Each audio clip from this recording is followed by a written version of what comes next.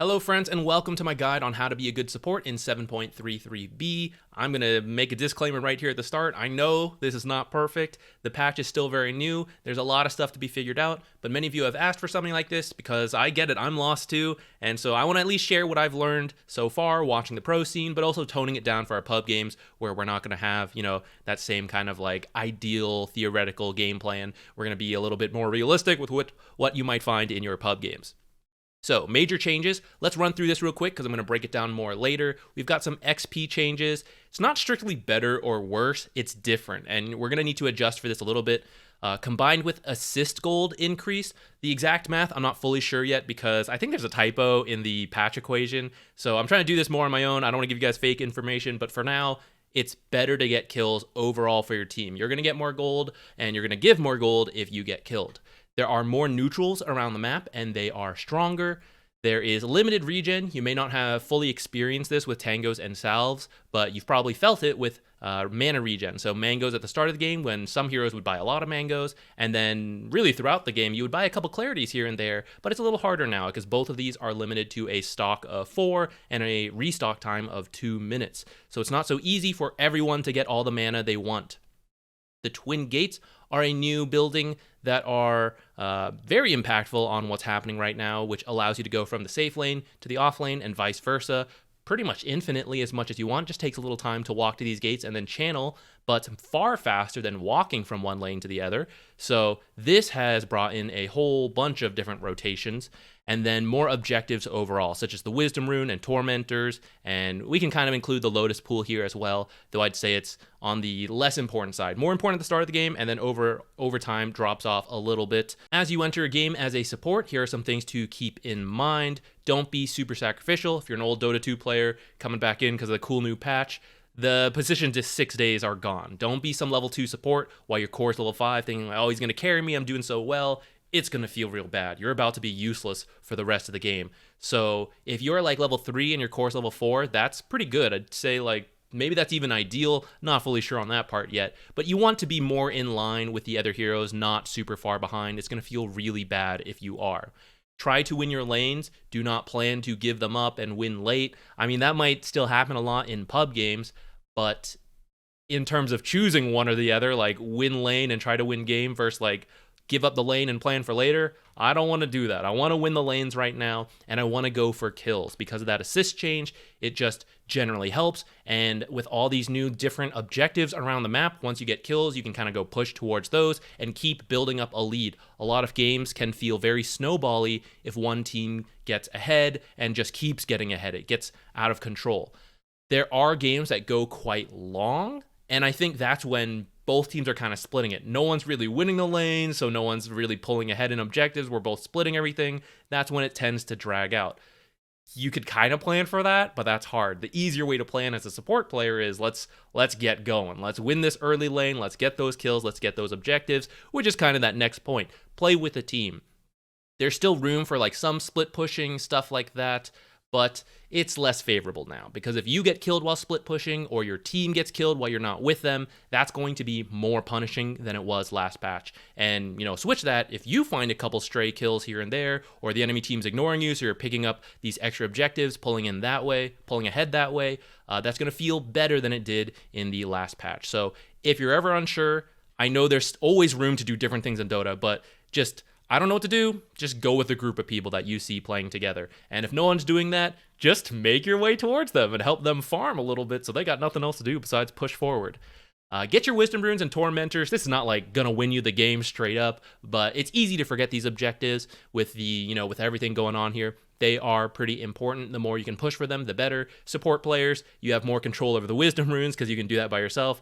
The Tormentors, I know, kind of limited to what your team will do, but if you ever see like 2 heroes in that part of the map, just like TP over, like, hey guys, 3's enough, let's go, try to get it. And if anyone wants to do it, just hop on that right away. Push your team towards it if you can. Don't give up if they're not doing it. It's not the end of the world. And be careful of feeding away your lead. That's always true, but this patch in particular, it feels very easy to do, whereas before, 3 deaths, whatever, in a row, like, it's fine, But now it really hurts, and I think it's because of the assist goal change combined with the objectives. If you get ahead, you can get very ahead very quickly, but if you get ahead, feed even just once, it feels like as a team, you like dive too hard, they get more gold from the assists, and suddenly they pick up like several objectives back to back. It feels like you can really hurt yourself compared to prior patches. And supports, you are included in this. So I'm just going to ward whatever. If I die, I'm just position 5. Somewhat true, but not nearly as true as it used to be before. Every life matters. Every free kill you're giving away to the enemy could be a lot of these mini objectives being lost, or could be all this extra assist gold. So be careful, value yourself. Push your team towards being safe. I know it's not always going to be possible, but I think it's very good to do right now. Last time I emphasized denying creeps because the banner creeps had been added and some other stuff, but due to the changes, I actually think let's put some emphasis on harassing in the lane a bit more. Not giving up on denying creeps, it's still good, but there have been some changes. So first of all, pull camps are closer than before.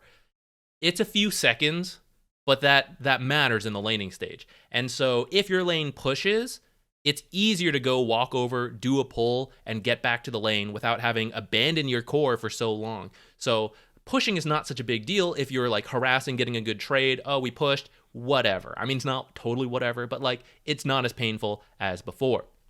You can buy more upfront value items. That is still very true. And special shout out to the Blood Grenade. I assume there's going to be a patch after this major, and I'm pretty sure this Blood Grenade's getting nerfed. So buy it while you can. It is very powerful for that first blood, for that early laning stage, extra damage, extra slow. Don't forget, people lost health in general. The starting health pool dropped from 200 to 120, and the strength gain, or the health you got from strength, did increase from 20 to 22, but that means you need 40 strength to make up that strength difference, and no one starts with that much strength. So everyone has generally less health than before. They have a little more magic resistance, but not that much. So first bloods are much easier to get right now, in line with playing aggressive, having strong lanes. So you want to make sure you're buying stats to help cover your lost health, but also do extra damage to try to pick up kills. And then once you win your lane, possibly through lane harassment, through good pulls, getting your upfront items, we want to win another lane. Teleport or twin gates allow for constant rotations. Be a little careful with the teleports. Maybe save them for like emergencies, or hey, we have a window 5 seconds here. I got to do it, because twin gates takes time to walk and channel and all that, right?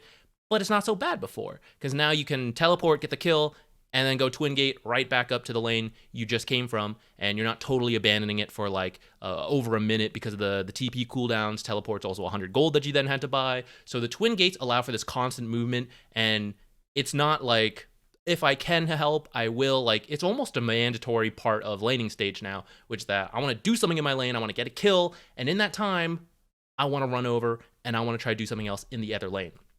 To help you with that, the Lotus Pool control. So 3, 6, 9 minutes in the early game, that's when Lotuses are going to spawn. They're going to give you some health and mana, and that's going to help you keep doing this. You do want to get these. It's not the end of the world if you lose them, but if you think about it, every time you pick up a Lotus, that's probably a free spell and some free regen to keep playing aggressive. And in the early game, it only takes a couple spells and some auto attacks to get kills. So you get a kill, you pick up a Lotus, hey, I can do it again now, potentially. And then the Wisdom runes. So these spawn at 7 minutes, and then every 7 minutes after that. And if you can kind of time some of your aggression with this, or at least make time to go pick up the Wisdom runes, these will help you out a lot. We'll get to that more in a bit. But think of these, and now imagine you run into a support also trying to do this. Do you want to be the weaker support or the stronger support? You want to be the stronger support from having won your lane, get kills, get more gold, get this XP, because now when they come to the Lotus Pool and you're one level up with more items, you get the Lotus Pool or you kill them. You meet them trying to get the Wisdom rune, you kill them, or they go sit under their tower, whatever, and they continue to lose. So that's why we want to get ahead as soon as we can, because it's going to help us keep getting ahead as we run into supports who are also competing for these objectives. Forgive me for this ugly looking Excel, but I want to talk through some of the XP changes because it's probably felt a little different. Some games you seem stronger than before, some games you seem much weaker, and I want to show you why. So Outpost used to give you XP. You may not have known that because it wasn't a ton, but it was something. You got 2 XP per minute, and it scaled by 2 XP per minute. I know, game changing, but actually. Now, in total, by the 10-minute mark, that would be 110 XP you had for free. You didn't have to do anything. You could be alive or dead anywhere on the map. It's pretty difficult to lose your outpost before 10 minutes, but I guess possible. But pretty much every game, 110 XP is yours. Now, the Tome of Knowledge would sometimes be taken by the wrong player, but for the most part, it went to the lowest level support hero. And so that would be 700 XP, in total 810 XP. How much is that really? Here is the leveling table. So to go from level 4 to level 5, you need 600 XP, for example. Here's the total amount. To get to level 6 by 10 minutes, that's a pretty good benchmark. In that last patch, 2,440 XP, which means about a third of that was practically guaranteed to at least one of the support players. And now that's gone, removed. We have the Wisdom Rune, and you have to go and secure the Wisdom Rune. Let's assume you get it, okay? 280 XP, that's a pretty big difference from 810 by the 10-minute mark, 500-ish XP off. And how are we going to get that back? Maybe from neutrals, which means you have to farm like 4 to 5 camps. Pretty tough for a lot of supports, right? But at the 7-minute mark, 280 XP is actually a lot more than you used to be able to get at that time, which was 56 XP. And you can steal the enemy's Wisdom Rune. So you could go there, take theirs, get 280, come back, get yours. That's 560 XP. That's a full level that you could pick up at minute 7 that you couldn't before. With that extra level, you have a more powerful spell. You kill someone, you put them in the grave. They can't get XP because they're dead. They don't have an outpost. They don't have a tome. Why did I say outpost like that? But they don't have this or this. They have to farm camps as a poor, underleveled support. Over time, the Wisdom Rune will outscale the previous experience we got, but in the early game, it goes through this weird phase, right? Where it's much more than we used to have in the past, and then it's much less than we had in the past, and then it starts to be a little bit about even and then start to ramp up. And that's why you can have such polarizing early games as a support player right now. Sometimes things are working out, we're getting kills, we get the runes, we keep getting kills, you're super strong, feels great. And that other support, he's in the dirt. He's so sad because he's missing so much free XP than before. And that's why right now I feel it's really hard to be some weak supports. You want to be strong, you want to be able to contest this stuff, you want to at least be able to go 1-for-1 for the Wisdom Runes, even in the lane, so at least you're not falling behind. And at that point, you'll probably still end up below this level 6 by 10-minute mark unless your team is picking up kills, just because we lost a lot of XP that was pretty much guaranteed at this time. But if you are getting kills, then you might end up ahead, but it's kind of hard to predict that stuff. And if you're a support who can do jungle camps easy, that's why this XP change does not hurt you as much, and in fact is probably to your favor. And in the same way, any supports who have very powerful level 3, 4, 5, their spells are very strong at that point, it becomes easy for them to pull ahead, pick up this Wisdom Rune, maybe 2, and start to like snowball their lead. So rough game plan for this patch: pick your strong laners, have kill potential, rotate to the side lanes. This is probably the first 10-ish minutes of the game. Every bracket's a little different. My word of warning here, don't rotate too soon, because the time you are walking and teleporting over, you're not getting any XP, you're not getting any gold, stuff like that, right? And I just showed you, if you fall behind, it's going to feel kind of bad. So make sure you have what you need to that. When you do rotate, you feel relatively confident. Yeah, we're going to get a kill, or we're going to at least have a very good fight, and I can make it back without missing too much. My carry or my offlaner's not getting shut down while I'm gone. Pick good times. Make sure you have what you need, but you do want to look for those opportunities. It is not okay to be sitting in your lane for like 10 minutes and you're like, I don't even look at the other lanes. I don't even care about them, right? That is not the time for this. Play with your team. This is the hard part about pubs. Ultimately, I think it's better to just do whatever with your team, even if it's suboptimal, if it's not the best, right? I think getting killed off on your own is worse than it was before, and your team getting killed, all of that, right? Getting kills as a group in the wrong part of the map, guess what? There's objectives all over the place now. So even if I'd say mid is the least valuable spot, right? If your team's 3 in the mid lane, like, boys, I am there. 4 in the mid lane. Let's get this worthless tier 2 tower. Sure, why not? A tower's a tower. We're getting kills, right? I don't want us to just give away stuff for free by trying to do multiple different things. And then be careful of feeding away your lead. We already explained this, but that's kind of why I'm just tagging along with my team. If we're going mid, at least if I'm there, it's more likely to work out. Now, if you do want kind of some game plans, the old Roche plan works. Like get ahead, do Roche, control the map, get second Roche, then try to break the high ground. Like, sure. But with the new Tormentors and Wisdom Runes, there's now a new power play that can work out if you have kind of the right lineup, right situation for it. And it happens at the 20 to 21 minute mark. First of all, the Tormentor spawn. Whoever kills it gets 250 gold, and then your team gets a 1400 gold shard for free to one of the 2 lowest net worth heroes. You get the Wisdom Runes at 21 minutes. This is their third spawn, so they're each worth 840 XP. And then, if you can do Roche. He spawns whenever, so you can do him whenever. But with all this influx of gold and XP and grouping as a team, Roshan, harder, but still possible at 20 minutes, 21 minutes. Few minutes after that, right? It can still work, but the longer you wait, the more some of these things are likely to have already been taken or, but it's just too hard. The enemy team's ready for it. I know this won't happen in many of your games, but the games I have played where my team pulls ahead, it's not a guaranteed win or anything, but we manage to take their Tormentor first. We either go straight to our Tormentor and then later go to Roshan, or we go down to Roshan, Twin Gate over, take our Tormentor. Like, whatever combination, if you manage to pick up all 3 of these before the enemy team, like around this time or a few minutes after, feels like the game is done. Like most of my games where we do this, it's over before 30 minutes because this is almost 4,000 gold going towards your team, and it's actualized gold because the shard is finished. It is immediate value for your team. If the enemy team avoids these objectives and they split farm, right? Let's say they get like 500, 600, like that's a lot of gold. 600 gold for all of them. Are they finishing some major item at 20 minutes? Maybe. But if they're not, 600 gold actually doesn't mean anything. If it's just sitting in your inventory, that's nothing. 1,400 gold is condensed into this shard, and it is immediately valuable to a support, and then maybe a second support, or one of the cores.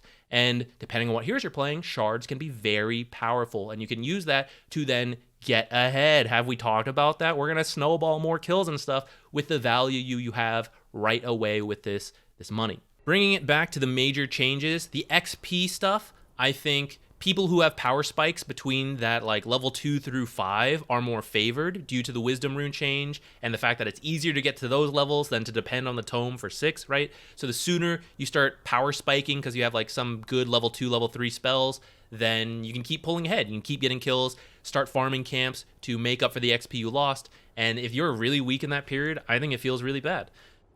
If you can do jungle camps, then all the better, right? There's more neutral camps to pick from. So if you're someone like Crystal Maiden who can easily pick up a camp here and there, that helps with your XP as well. Or if you use the neutral creeps like Chen or Enchantress, you have stronger creeps to work with to, again, do the same stuff. Try to take kills, try to take fights, all that stuff to make use of this assist gold and to get ahead on this like XP differences.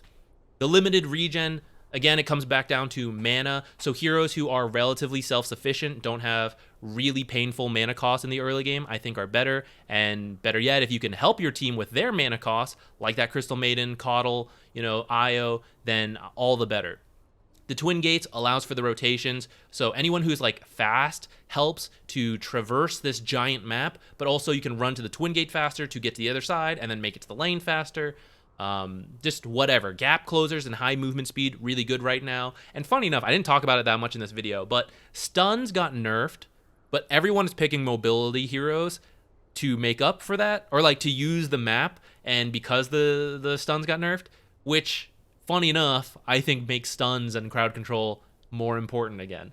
So I do think it is good to have powerful spells, especially stuns and crowd control. And because you are trying to get these levels for these powerful spells, I think magic resistance is really good right now. So Glimmer Cape and Pipe, very good right now. If you're like unsure what to buy, one of those. Probably not the Pipe as much if you're a support player, but if a core's not doing it, think about it because Pipe's really good right now. Barriers in general are strong. And anytime you're confused, just look for objectives. These Wisdom Runes, Tormentors, don't forget them. But Towers are still good. Roshan's still good. Build your lead. It's less about farming, more about getting kills and chipping away at all these different objectives. But farming is still important, so don't forget that either. So thank you for watching. If you're wondering what hero is perfect for all of this, that'll be a future video. Hopefully coming out. It's definitely this week, but hopefully in the next day or two. So keep an eye out for it there. Thank you for watching. I'll see you in one of those.